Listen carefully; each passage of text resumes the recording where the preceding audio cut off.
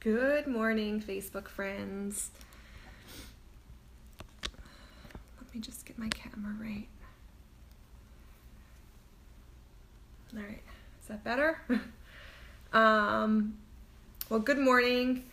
I am Lindsay with Find Your Freedom Coaching. Just wanted to come on today. I've been getting some awesome feedback and questions from my video on apple cider vinegar. So I actually saw an article today. It was actually from an old article, and I think I remember reading it back in probably 2015 about some of the ingredients that are in supplements and why the FDA was kind of going in and investigating some of the brands that are being sold at like major retailers.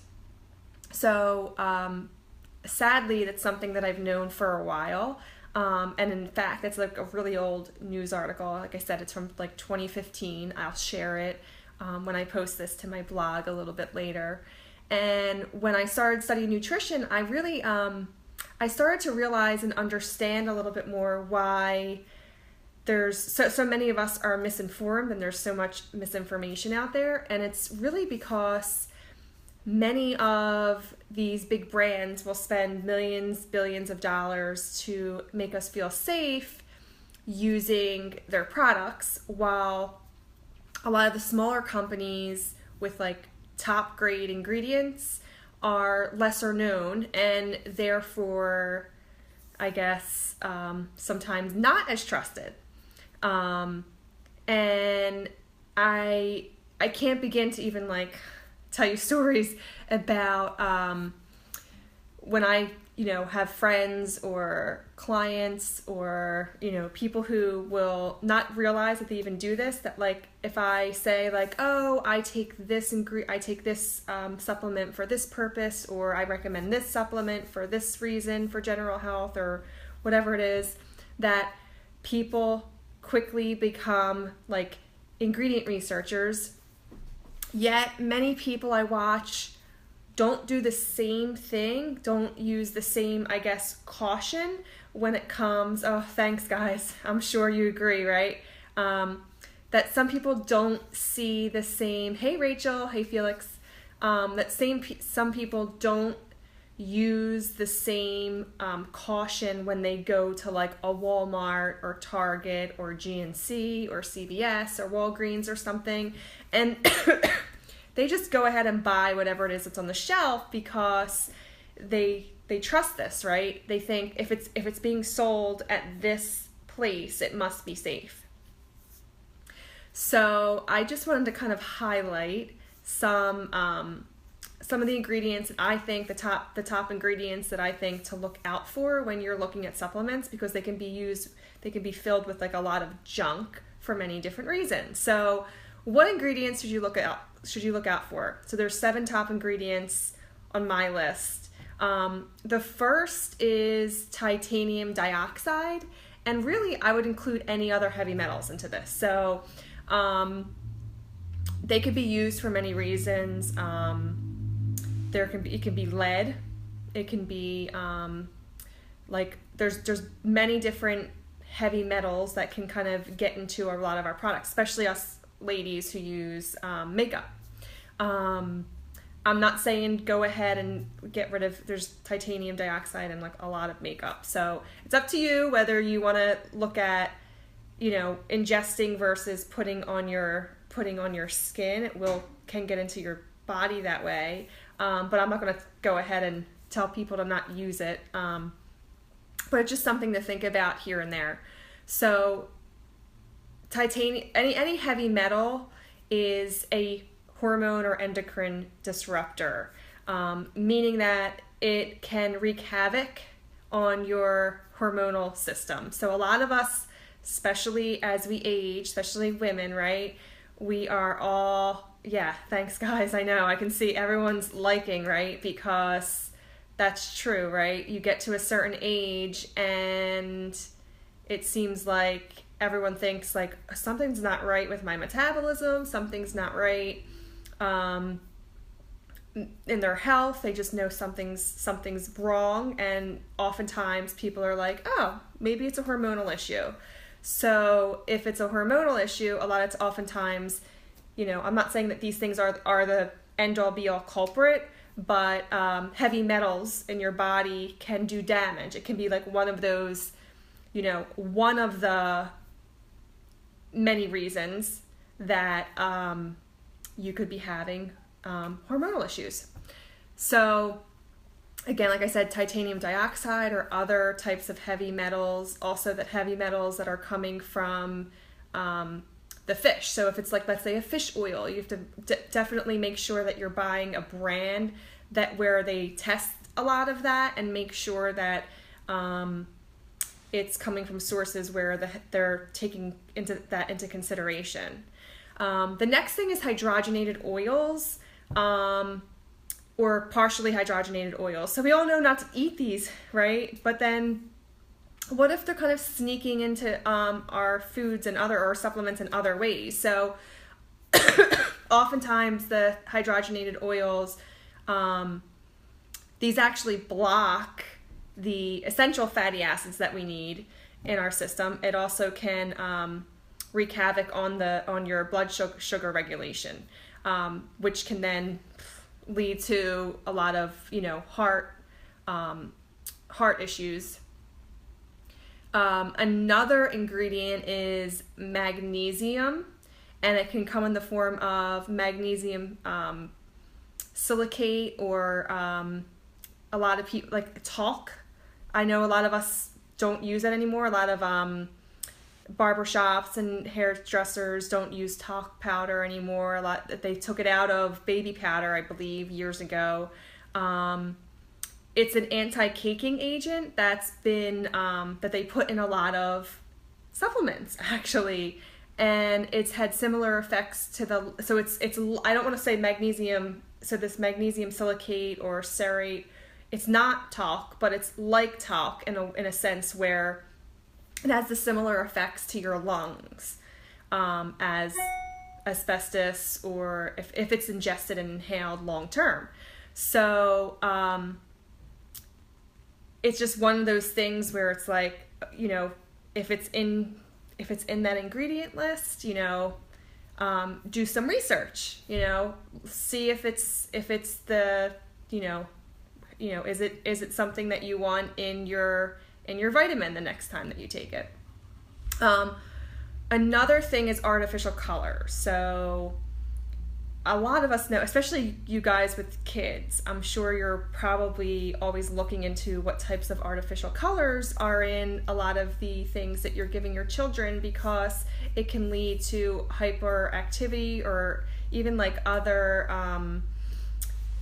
physical and neurological issues in kids especially. But a lot of the artificial, and I don't just mean like red number whatever, blue number whatever, but I mean like they put other things to color, like coal tar. Like, I don't know about you, but I don't want coal tar in my body. Another ingredient is yeast extract. It's actually a hidden form of MSG. So again, there's a couple other things you can look for that are, kind of hide under the name of MSG. If you can kind of research that on Google and see the list of all the things that will pop up under that MSG. What marketers have done in the more recent, I'd say 10 years, is that they've taken writing out the monosodium glutamate, they call it something else. So look into that. Another thing across the board, GMOs, so genetically modified, specifically corn products or soy products. So GMOs, so there's a lot of ingredients that you have to really do a lot of careful research, because depending on the company, they could be using ingredients that are, sourced in a way where it's not genetically modified in any way. So for instance, if it's maltodextrin, which is a sweetener that's derived from corn, or dextrose, or even like a soy product like soy lectin. So you could have soy products, right? I'm not going to tell you, like, you might be vegan and you want to have your soy products. I personally stay away from soy products because I have a hormonal issue. I'm not going to say that soy products are bad. That's up for you to decide if that's, best for you or not. However, I am going to say that just make sure that it's not genetically modified soy, or it's not genetically modified corn products of any sort, because a lot of them are. So is that to say, like, it's bad to have corn products at all? No, but just make sure it's non-GMO. The other thing that's huge, and this is probably the last one, is synthetic vitamins or isolates. So one of the things that I've learned over many years is that whole food based vitamins are actually more bioavailable, which means your body will absorb the nutrients more efficiently. So if let's say you're using a multivitamin every day, there is a difference if it's whole food derived, meaning all the vitamins that are coming into that. Let me stop right there because Melissa's asking a question. Does this include Whey Isolate? Yes and no. So, of course, with whey, almost oftentimes you see a lot of Whey Isolate. I'm not saying across the board, like, that's bad. Because maybe there's a reason. Like, I know a lot of people have very specific reasons for using that. You just have to figure out if that's like where it's kind of comes from, what the process is to process the whey, and if that's something that you think is okay for your health. Like, that's totally, I don't want to say like that's a Whey Isolate is across the board, but I'm saying the synthetic vitamins specifically, like synthetic meaning something that's made in the lab, that overall your body won't absorb it as well. So if you ever, and this has happened to me before, if you've ever taken like a not good quality multivitamin that you feel like kind of nauseous and sick really quickly, this happened to me before because I'd run out of a vitamin I was using. I'd purchased something, I forget where, and I didn't even think, I think it was more of like a Vitamin Shop GNC type of place. It wasn't that I thought, I wasn't like a CVS or anything. And I was taking this vitamin, and I remember for like a week straight, I was like nauseous after I was taking it, and I had no idea why. I was like, why am I nauseous all of a sudden? And it was because it was just not a good quality multivitamin. So instead of, I think all the vitamins are just kind of hitting my system at once, and my body was just trying to actually get out, like flush it out. So I just felt really, really nauseous. So again, with the synthetic vitamins, it's making sure that your vitamins are derived from whole food, so that way it's more bioavailable to your body. Because synthetic vitamins that are made in a lab can, like I said, have a lot of these really bad list of ingredients. I'm not saying that's always the case, but more than likely that will be the case. So take a look at all the ingredients, know where they are derived from. I did want to say one thing about this entire list, really. I remember hearing a story about how a lot of these supplement companies, they start out small, and typically when you're a smaller company, the people who are like, obviously a lot of the people who probably start a company that is dealing with supplements probably cares a lot about health, right?